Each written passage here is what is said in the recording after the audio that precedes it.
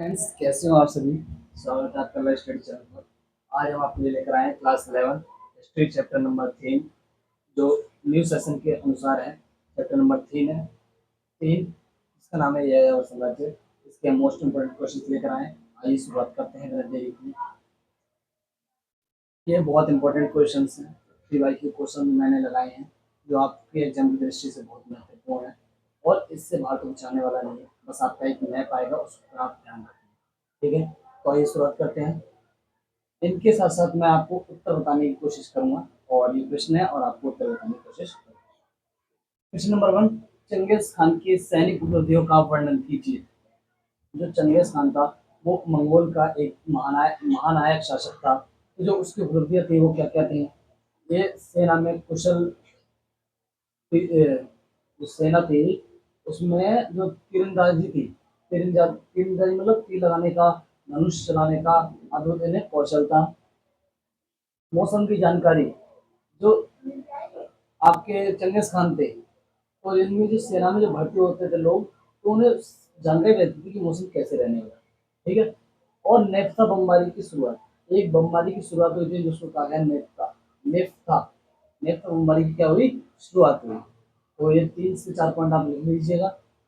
Genghis Khan की सैनिक उपलब्धि का वर्णन कीजिए। तो लिखिएगा, सेना में तीरंदाजी का अद्भुत कौशल, सेना में तीरंदाजी का अद्भुत कौशल। उसके बाद आपको इसको एक्सप्लेन कर देना है। दूसरे नंबर पर आप लिखेंगे मौसम की जानकारी। उसके बाद में आप एक्सप्लेन कर देंगे कि चंगेज खान के सैनिकों को मौसम, सभी प्रकार की मौसम की जानकारी का पता होता था। तीसरे में आप लिख देंगे नेफ्था बमबारी की शुरुआत। जो नेफ्था बमबारी की शुरुआत थी तो चंगेज खान के सैनिकों को अच्छे तरीके से इसके बारे में पता था। तो पहला क्वेश्चन आपका कंप्लीट हो चुका है। ये 4 नंबर में पूछा जाता है, कभी कभी आपसे 3 नंबर में पूछ लिया जाता है और 2 नंबर में आपसे पूछ लिया जाता है। जिस प्रकार से आपसे नंबर में पूछा जाए उसी प्रकार से आपको पॉइंट बनाने हैं और उसको एक्सप्लेन करना है। दूसरा इंपॉर्टेंट क्वेश्चन, मंगोल साम्राज्य के पतन के प्रमुख कारणों का वर्णन कीजिए। जो मंगोल साम्राज्य आपने देखा उसका अंत में पतन हो गया, समाप्त हो गया। क्यों? जो संख्या थी, मंगोलों की जो संख्या थी वो बहुत कम थी और वो अपनी जनता के प्रति बहुत कम सभ्य थे। जो वहाँ के राजा थे वो अपनी जनता के प्रति बहुत कम सभ्य थे। ये सबसे पहला कारण है कि मंगोलों की संख्या बहुत कम थी और वो अपने प्रजा के प्रति कम सभ्य थे। दूसरा था आपसी मतभेद, मतलब आपस में लोग झगड़ने लगे, जिसके कारण क्या हुआ, मंगोल साम्राज्य का पतन हुआ। तीसरा कारण अन्य धर्मों को अपनाया जाना, अन्य धर्मों को अपनाया जाने लगा। जो वहाँ के अन्य धर्म थे, अलग अलग प्रकार के जो धर्म थे उनको अपनाया गया। जो अलग अलग प्रकार के धर्म थे उन्हें क्या गया, अपनाया गया। और मंगोल साम्राज्य के जो धर्म थे और उसको क्या कर दिया, फिर पतन कर दिया, अंत हो गया। जब लोग धर्म छोड़ के अन्य धर्मों में जाएंगे तो क्या हो जाएगा, अंत ही हो जाएगा।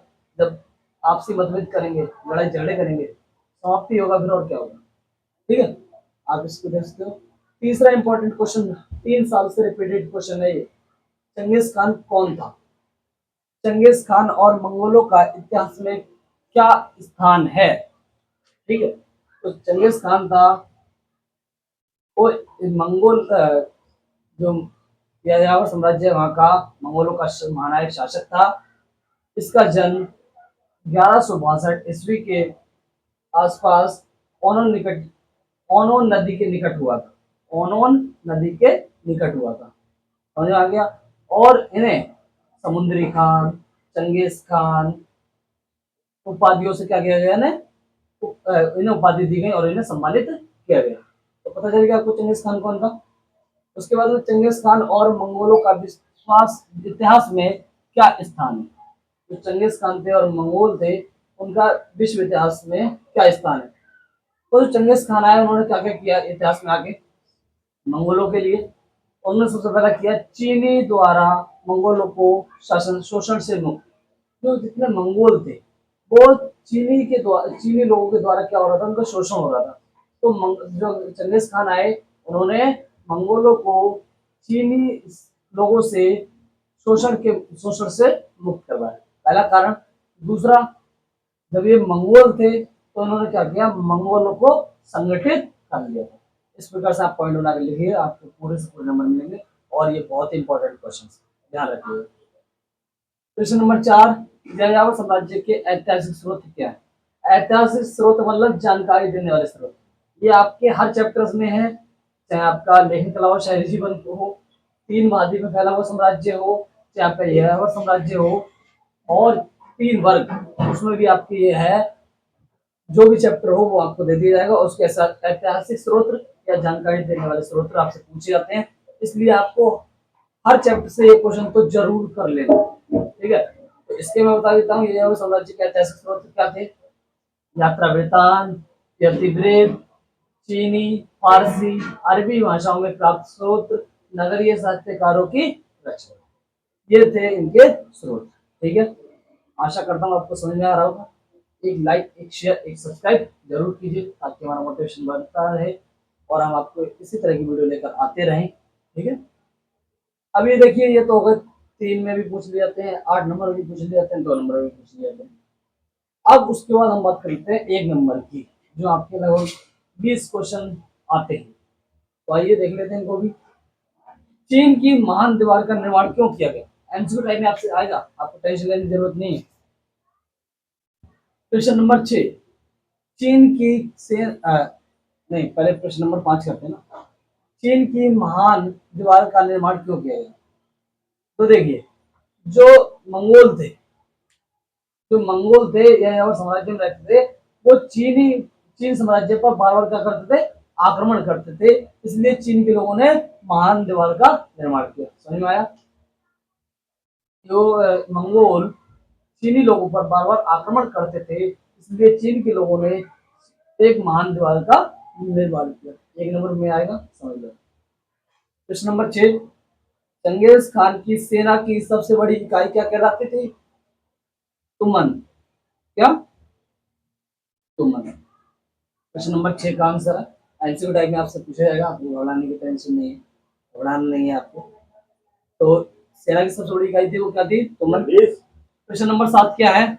चंगेज खान की मृत्यु कब हुई? तो देखिए, चंगेज खान की जो मृत्यु हुई 1227 ईस्वी में, ठीक है। तो चंगेज खान था, उसकी मृत्यु हुई और 1227 ईस्वी में, और इनकी मृत्यु कितने वर्ष में हुई?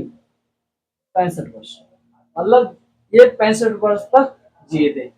तो 1227 में इनका अंत हुआ और इनकी जो जब ये इनका अंत हुआ तो इनकी आयु 65 वर्ष थी, ठीक है। क्वेश्चन नंबर 8 देखिए, यास क्या है? 1 नंबर में पूछा जाता है, 2 नंबर में पूछा जाता है, लेकिन आपसे 2 नंबर में पूछा जाएगा तो पूछेगा परिवर्तन भी, ठीक है। परिवर्तन, यास क्या है और उसके परिवर्तन क्या हुए? अगर आपसे पूछा है तो आप याद कर लीजिएगा। मैं बता देता हूँ आपको यास क्या है। यास को प्रारंभिक में यासाक कहा गया है, जो चंगेज खान ने 1206 में कुरुलताई में लागू किया था। जो इसका अर्थ है यास का, वो है विधि, आज्ञति, आदेश। समझे आप? ये है इसका। Thank you for watching. इसी तरह की वीडियो को लेकर आता रहूंगा। एक लाइक, एक शेयर, एक सब्सक्राइब जरूर कीजिए। Thank you for watching.